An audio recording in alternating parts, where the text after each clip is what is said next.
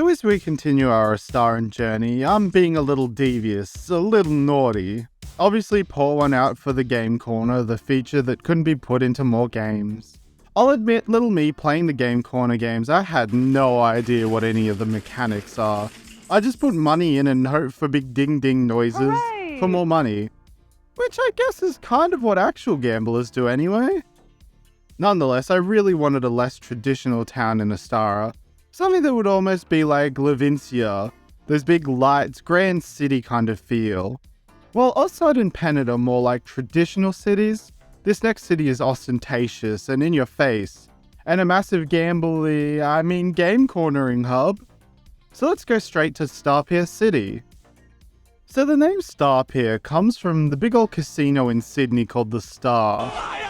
I went in there once to try and take a shortcut through the building and spent longer there being questioned by a guy if I was actually the age it said on my ID. But also the second part of Starpier is definitely not the appear meme.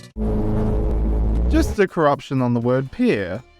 See, Starpier is also Astara's big old shipping container receptacle, which helps give the map a bit more depth and plenty of nooks and crannies to meet more Pokemon. Maybe we should have a Pokemon the City 2 video here. Apart from the shipping containers, there is also a pier. On the pier is a good old Ferris wheel for some lovely dating sim action, just like good old Black and White. And of course, there'd be some special stores here that sell specialty items, and maybe even special farm stuff you can't find anywhere else. Of course, the star attraction of this medium-sized open-world city is the giant glowing beacon with a huge star on it. This is the Shooting Star building and is both a game corner, mini battle facility and gym all rolled into one. See, the Shooting Star building isn't the main battle frontier of this game, that's post-game stuff. But it does have some mini versions that you can play through, and even some are a requirement to get to the gym leaders at the very top. The first floor of the building would be the main game corner, with maybe some more kid-friendly games, more akin to some kind of arcade where the Switch's motion controls could be used. And instead of full-on gambling, you can buy tickets and then get arcade funny money to buy more stuff. Yay, work around gambling. Heck, let's just put in some loot boxes as well while we're at it.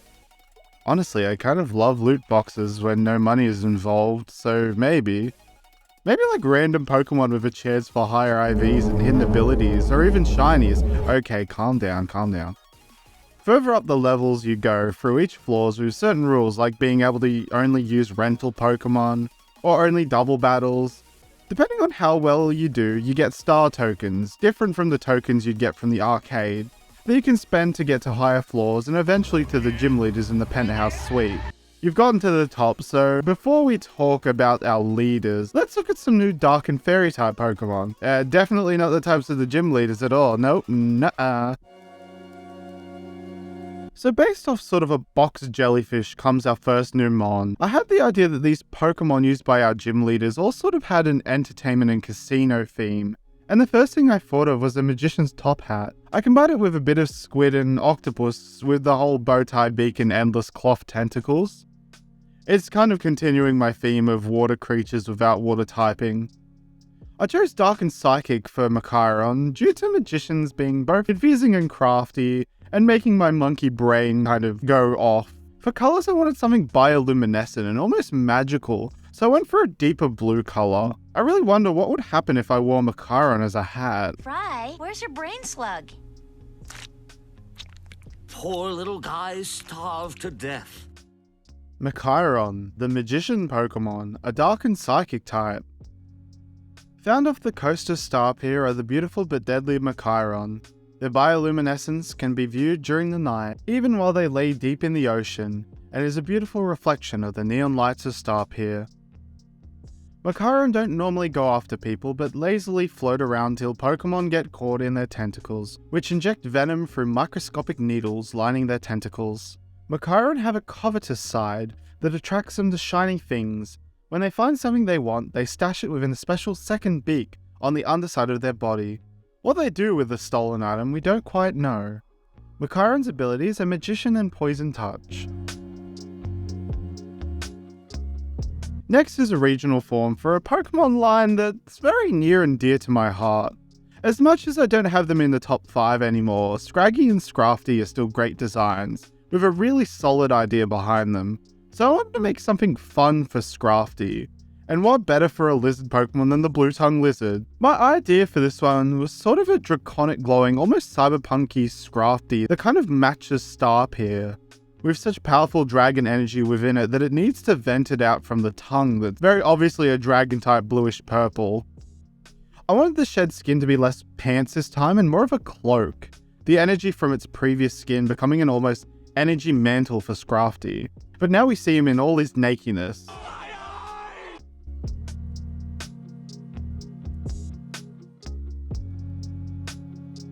The colours I tried to keep it sort of between the dragon-type bluish purple and that dark-type reddish brown. And I think it also works well with the colour of blue tongues. I imagine this form of Scraft is a lot more energetic, almost needing to run around to get rid of the overbearing energy within.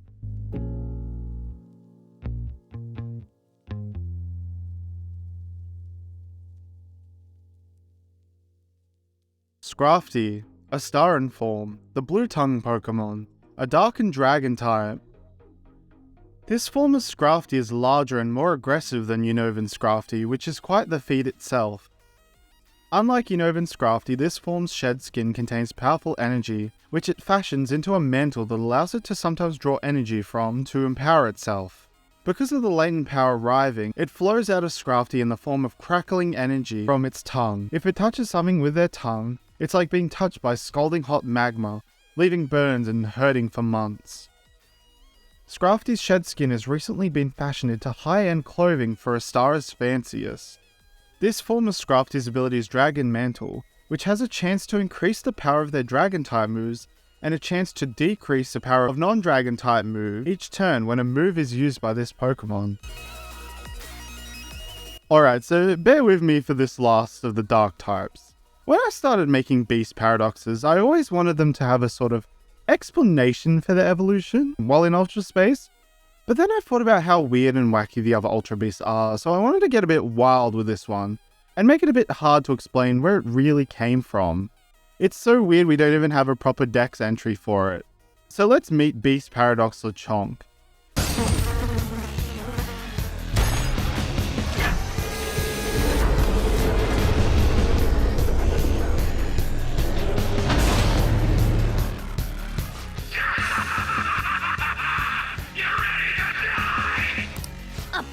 You ever played Persona 5 and fought that piggy bank boss? That's essentially the direct inspo for this one. I wanted this to be kind of a representation of gambling, this giant floating golden piggy bank with slot machine teeth and levers on it, as well as having coin slots all over. At first it was going to be much more cute with more Lechonk eyes, but I wanted it to be weird and just kind of creepy, so I gave it these smaller, more menacing eyes.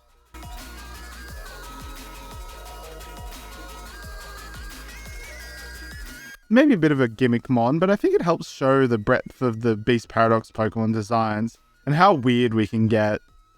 Lechonk, Beast Paradox, the golden Pokemon, a Steel and Dark type. We don't quite understand how this came to be. This seems almost man-made, like it has no real use for adaptations in Ultra Space. We have seen only one so far, exiting through a portal high above us, floating weightlessly. Out of all the beasts we have seen, this is truly the first to make me agree with the Paradox classification. I'm choosing to classify this as a 1-star. Hopefully it doesn't wreak havoc in Astara. Professor Hibiscus.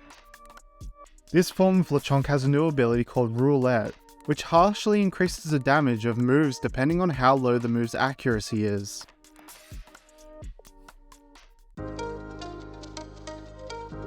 So here's our 3 Dark types, and I wanted to follow suit with a Fairy Leader as well, with 1 new Pokemon, a Regional and a Beast Paradox. So let's start with the new Pokemon first, Valkyreen. I wanted this combo of a Showgirl, Valkyrie, and sort of an angel or bird, with this non-traditional flying type, where maybe it sort of is just light enough to dash around on air like Sanji or something.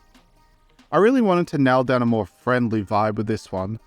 Like it lives for the show, but also is just a bit of a dangerous spider. The massive hair is always a design decision I have fun with. I created this design after I created the gym leader, so it has some motifs with them. so it looks a bit like the ace. I wanted to have this beautiful white and pink scheme, and although the blue didn't look too bad, it kind of threw off the scheme a bit, so instead I decided to keep this as a shiny colour. This would honestly probably go on my team as well. Valkyreen, the showbiz Pokemon, a fairy and flying type. A rare sight even in the region it calls home, Valkyreen live in high up mountain caves, where they use their own shed feathery down to create comfortable and frankly beautiful homes for themselves and their young. In earlier Star, it was thought that Valkyreen lived in the clouds and were light enough to be able to even walk on them. Valkyreen are natural showboats and turn everything they do into a spectacle.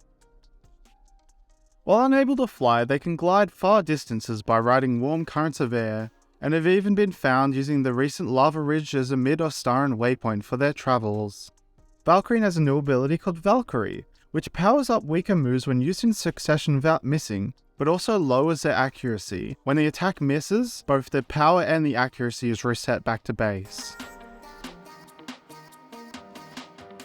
Call this my reasoning for being able to have Hisui and Zoroark into Astara or not. But in Astara, the past never truly went away, and Hisuian forms are available, yay! But this form evolves from the regular Sneasels. Yeah, that's right, it's a Sneasel regional form.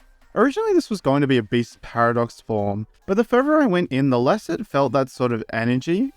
I wanted a mix of a Psychic and an Entertainer in this form of Sneasler, with the head feather things becoming a whole headdress to kind of mimic Valkyreen in a way. Not as nimble as the regular form, this form would be a special attacker, and more oriented towards creating a battlefield full of those gems and firing blasts off and reflecting attacks off of them towards their poor enemies. I really wanted this one to be a trickster as well. It's got these mirror claws it could use to cheat at cards. I also really enjoy the sort of side slit dress it has going on, even though it is just fur.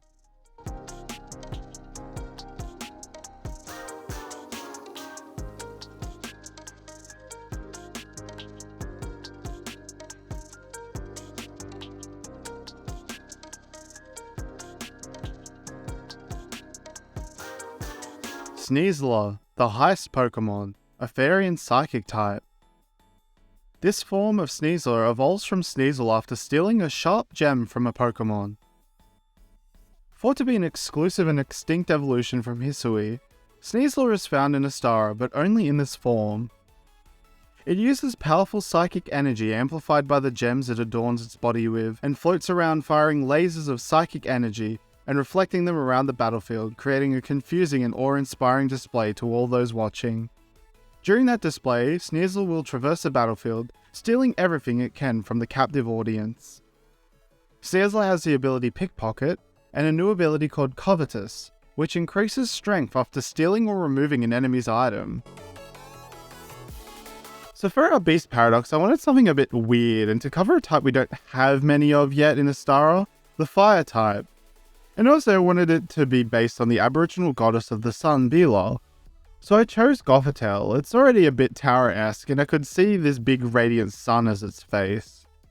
I essentially made it more tower-like with extra sets of arms, and it being completely hollow, save for the blazing fire inside that's kind of leaking out as bows of fire.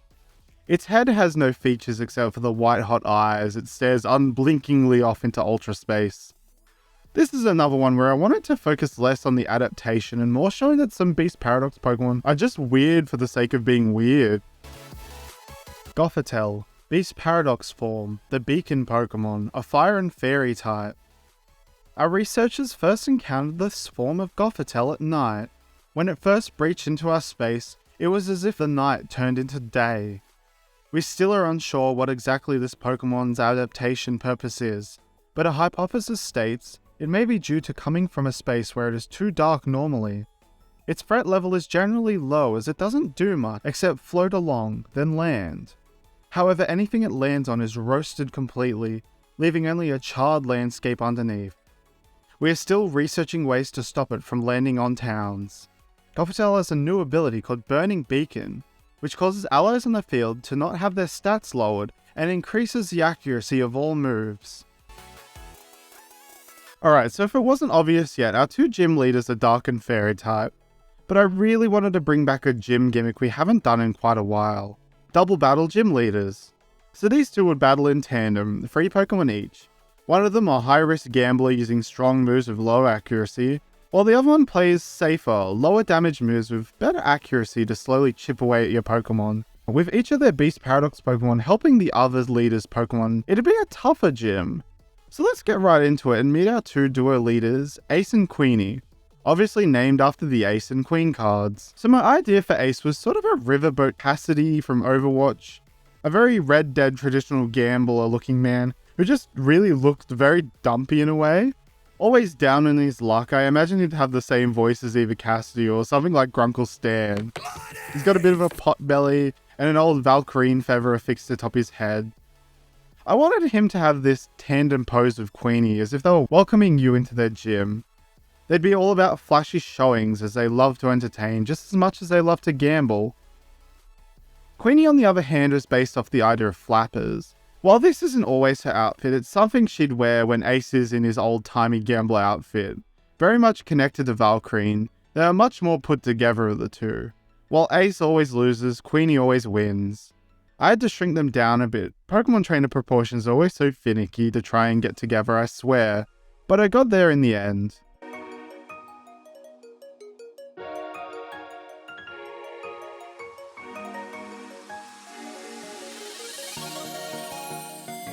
Colours I wanted to keep a similar palette while having opposite ends of the spectrum, with Queenie being lighter colours save for the focal point of her head with her hair being darker, and Ace's being much darker save for his face and hair, which is honestly a sort of sickly skin colour, which helps show just how down on his luck he is, that he doesn't even have a skin routine.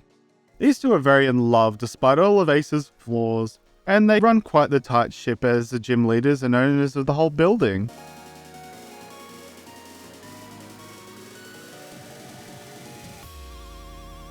Ace, one of the Scarlet City gym leaders. Ace once travelled the world, losing at every single game corner he would go to, and every Pokemon battle as well. Down on luck and money, he found himself at the Scarlet City game corner. He was bested yet again, but fell head over heels for his challenger, Queenie. Together he felt like he couldn't lose, and they found themselves reaching the top together, and claiming the Scarlet gym and game corner. Ace's battle style is to use moves of low accuracy for big hits, which helps in tandem with Queenie's opposing battle style. Ace's first match and rematch would have a Makyra, and a Star and Scrafty, and a Beast Paradox Lechonk.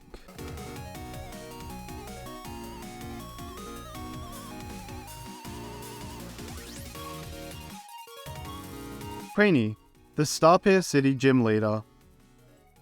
Queenie was always lucky and had such a penchant for games and battling that she challenged and won against every game corner and gym around. Little did she know that she would find her one true partner in the sad, sunken eyes of Ace.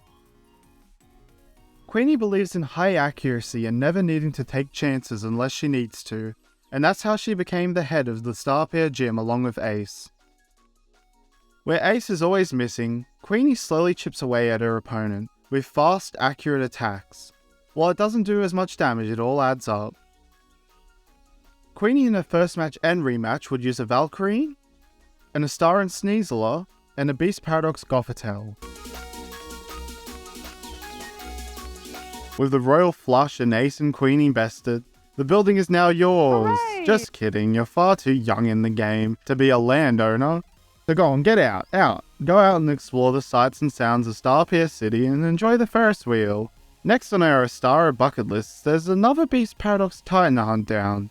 Rumours are swirling of another cave-dwelling menace that has been calling the inside of this plateau home. Mysterious roars can be heard from within, and the scrapes and destruction around the entrance is kind of scary, especially seeing as this was Astara's #1 fossil mine before this creature came in. However, before we explore that, we have some new evos for all the Pokemon to get to.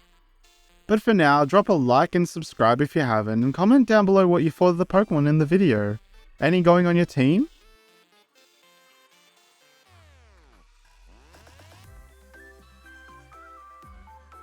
Thank you all so much for watching, and I'll see you next time. Please, don't let my horrible elderly face frighten you. Don't you want to use that nickel to get a nugget from old Goldie?